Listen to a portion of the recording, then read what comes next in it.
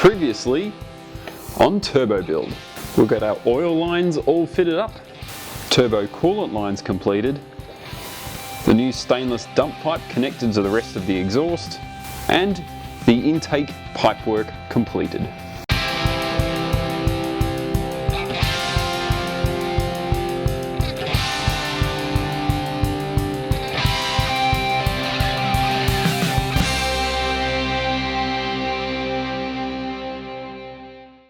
G'day folks, my name is Brendan. Welcome again to Turbo Build, and today we're hopefully going to get this thing started because we're going to finish off all the plumbing, that's oil and coolant lines, just tighten them up. They're all pretty much done, we just need to nip them up. Likewise with the exhaust and the intake piping, it's all been done. We just now need to tighten it all up, put all the clamps together, and then it's time to start this thing. So the queue of things to do is as follows. Firstly, we need to finish off the pipe work here by running some clamps onto our intake piping, likewise on the inlet for the turbo. We need to tighten up the oil feed line, both the block and the turbo. We need to snug up the coolant lines for the turbo and also plumb them into the radiator. This bypass line needs to get removed, and then the hoses deep down under there need to plumb into the engine block here and then down to the radiator down the bottom. We also need to nip up all of the exhausts. So there's a V-band here and a V-band at the back. Those need to be done up, and we need to add some nuts to our studs for the head so that the exhaust manifold, cast manifold, is properly attached to the block, because at the moment it isn't. We still don't have a wastegate, but that's okay, that'll just flop open. It just means we won't make any boost. But once those things are all done up, we'll also need to plumb in the top line for the catch can. Once those are all done up, we can start the thing and see if it runs. And if you remember from a few weeks ago, I mentioned that the thing was sounding a little sick, and I think that was just a symptom of the bad turbo and the bad manifold. Hopefully it isn't the engine. So maybe before we start it, we should at least have a look at the engine oil. So let's get to work on all of those things. Where's all the clamps for here gone? Oh, the big ones. Maybe they're in the box.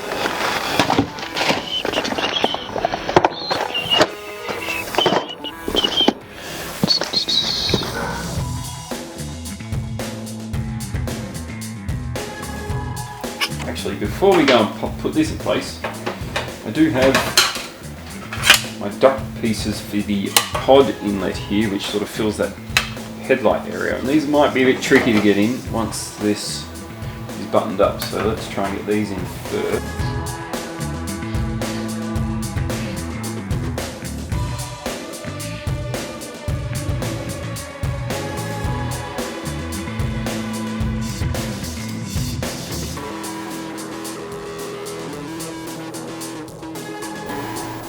Before I tighten that up, I'm going to put a little bit of oil in here just to kind of pre-lube the turbo.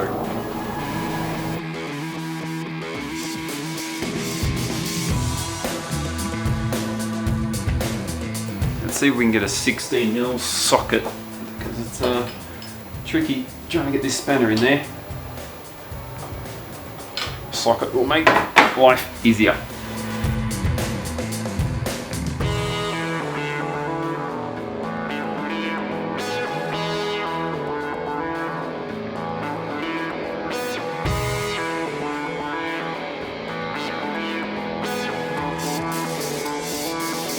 Alright, so the intake piping now has some clamps, upper oil lines snugged up. I ran out of 3-inch diameter clamps for the inlet here into the turbo. I've thrown one on. It's not a big deal, it's not pressurized that area, but I'll get one later on. Won't stop us for now. Next thing to do is to get under the car and look at the coolant hoses that are down under there, like run up into the turbocharger. Time to get under the car.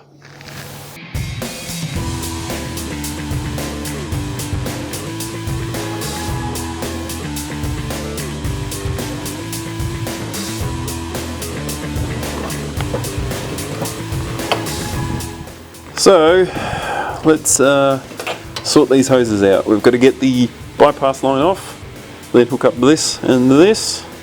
up to the block. So one will go here, the other will go up to the front of the motor. Easy done.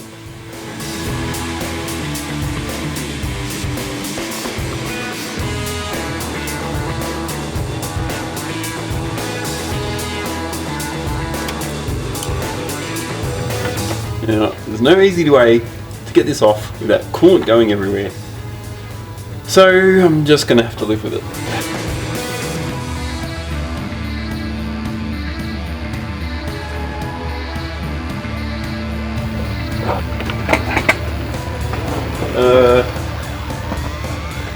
Oops, bit of a leakage going on there, but oh well. At least the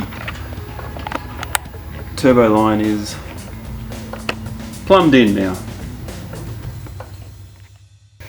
Well, after that mess, probably best to get the other stud bolts done up the top here for the exhaust manifold before we go and tighten everything else up, because if we need to, we might need to loosen things to get these studs on, you know, if there's clearance issues or something. Let's do that. So kind of as I suspected, one of the studs here is too close to be able to get the nut on. So this fella down here, there's just not enough room to get the nut onto the stud. So all the other ones are up, but we're going to have to loosen them all off, get this one on first, then we can tighten them all down. It's just, we need to pull the manifold away from the head just a little bit to be able to get some room for that stud, for that nut to get on the stud.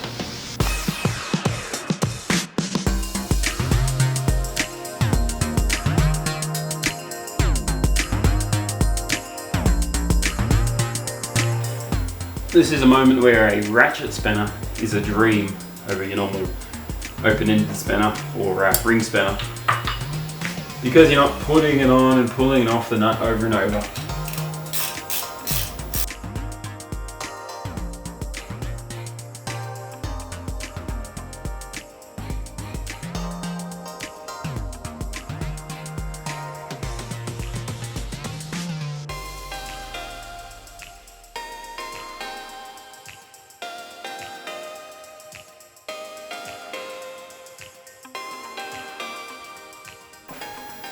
Now, we do need to do this fella,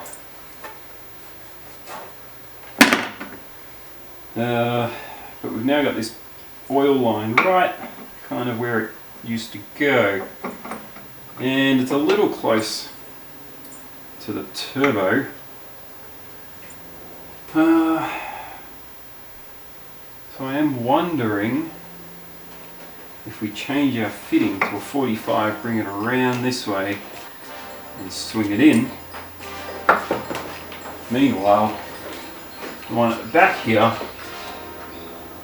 almost would be better with a straight fitting.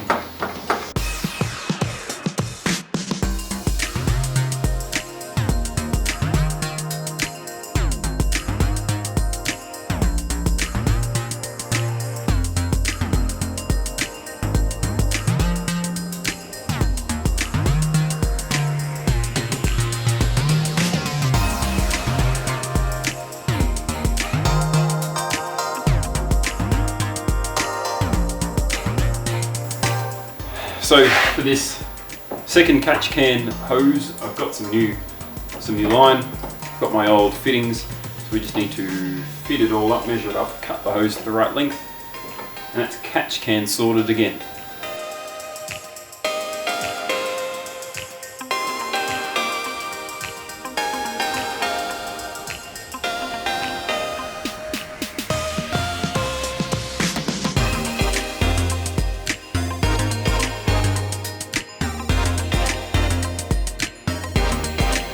Okay, everything is now buttoned up and pretty much ready to go. I did quickly just have to reconnect the O2 sensor here, and I had to extend the wire. It's slightly further back now, so I'll fix that up later. I've just got it plugged in for now, but not perfect. There's a few other little things that we'll need to fix up. I'll still do some heat wrapping on the exhaust later. I did find another clamp for here, so that's nice. So it's not perfect, but it's buttoned up. Reconnected my coil packs because I had those unplugged, So what we'll do now, we'll get under the car. We'll just check the engine oil, make sure it's okay. I won't drain it completely, but I might drain, I don't know, a few litres just to sort of inspect it, make sure there's nothing unusual in there. We'll disconnect the fuel pump relay, do a few cranks of the car to sort of prime the oil, reconnect the relay, and see how she sounds when she starts up. She should start up. Or he. I'm not really sure. Cars are genderless.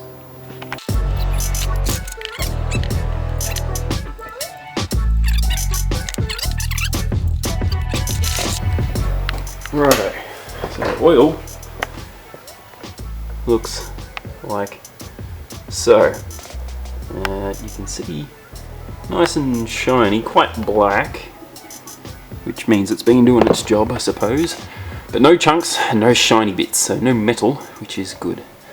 It's quite reflective though, look. Hello.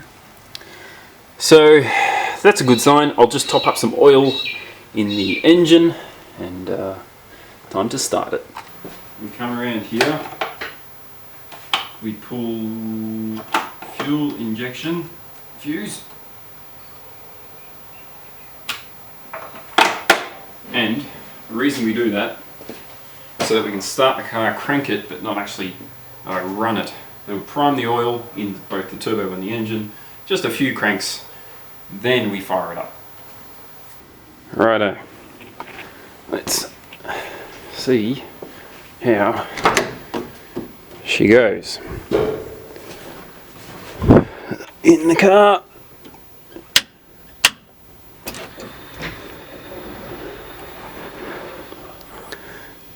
I might just disconnect the dashboard for now. You can hear the water pump squirting. Start a motor.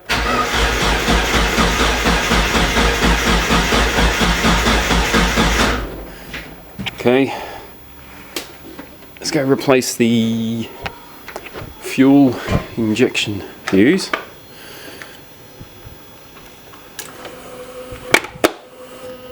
You heard that kick into gear. Moment of truth, my friends.